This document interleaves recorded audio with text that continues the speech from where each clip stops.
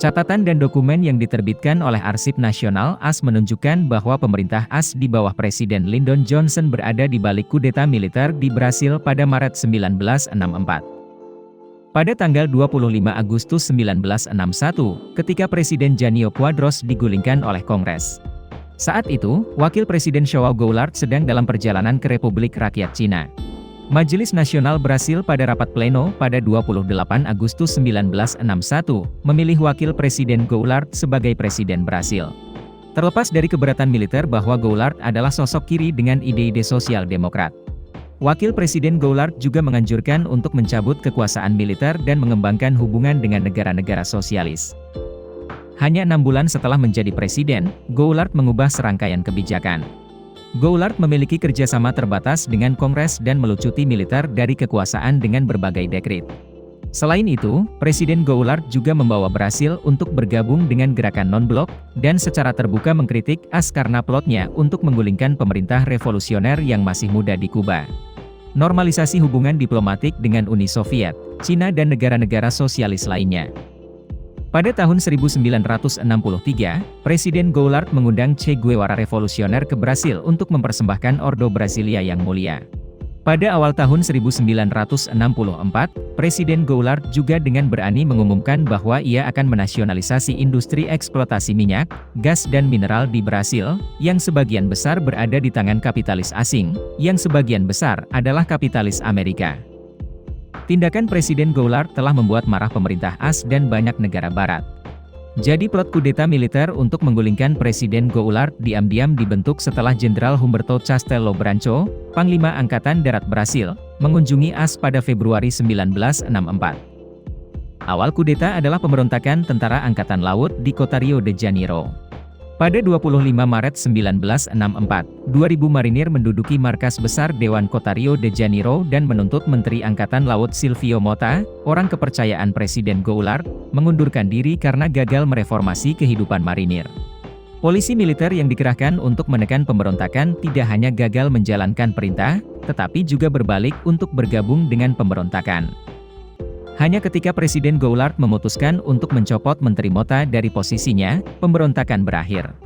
Dengan asumsi bahwa situasi telah pulih, Presiden Goulart memutuskan untuk melakukan perjalanan bisnis ke negara bagian selatan Brasil pada tanggal 30 Maret 1964, tidak mengetahui bahwa ini adalah kesempatan bagi militer untuk memberontak. Pada pagi hari tanggal 31 Maret 1964, Jenderal Branco mengeluarkan panggilan di radio nasional untuk mengintensifkan perang melawan rezim komunis. Pada malam hari yang sama, tentara telah sepenuhnya menguasai ibu kota Brasil, Brasilia, dan banyak kota besar lainnya. Dan mengeluarkan permintaan kepada Presiden Goulart untuk menyerah kepada tentara kudeta. Pada tanggal 1 April 1964, Presiden Goulart, yang saat itu berada di kota Porto Alegre, mengeluarkan pernyataan yang mengutuk AS karena mendukung militer untuk melakukan kudeta. Pada tanggal 2 April 1964, untuk menghindari risiko penangkapan, Presiden Goulart dan keluarganya terbang ke Uruguay untuk mencari suaka. Setelah kudeta berhasil, Brasil kembali jatuh ke dalam perebutan kekuasaan antara Majelis Nasional dan pemerintah untuk memperebutkan kursi kepresidenan. Pada tanggal 11 April 1964, di bawah tekanan dari AS dan militer, Majelis Nasional Brasil terpaksa memilih Jenderal Humberto Castelo Branco sebagai presiden. Sejak saat itu hingga 1985, negara Brasil harus berada di bawah kekuasaan militer yang diktator. Setelah lebih dari 3 dekade, pada tahun 1998, pemerintah AS memutuskan untuk membuat catatan publik tentang keterlibatan AS dalam kudeta di Brasil.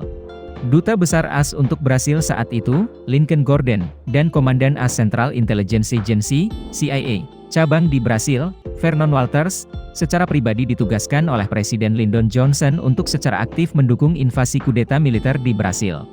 Presiden Johnson juga memberi lampu hijau kepada Gordon dan Walters untuk mengambil semua tindakan yang diperlukan selama Presiden Goulart digulingkan. Presiden Johnson juga memerintahkan bantuan darurat puluhan juta dolar, ratusan ton amunisi, bensin untuk pasukan kudeta.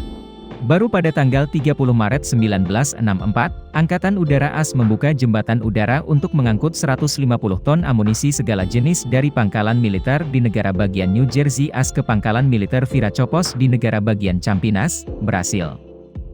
Angkatan Laut AS telah mengirimkan kekuatan yang kuat dari 8 kapal, termasuk kapal induk USS Forrestal, untuk bertugas di lepas pantai Brasil, tetapi dengan dalih pelatihan dengan Angkatan Laut Brasil.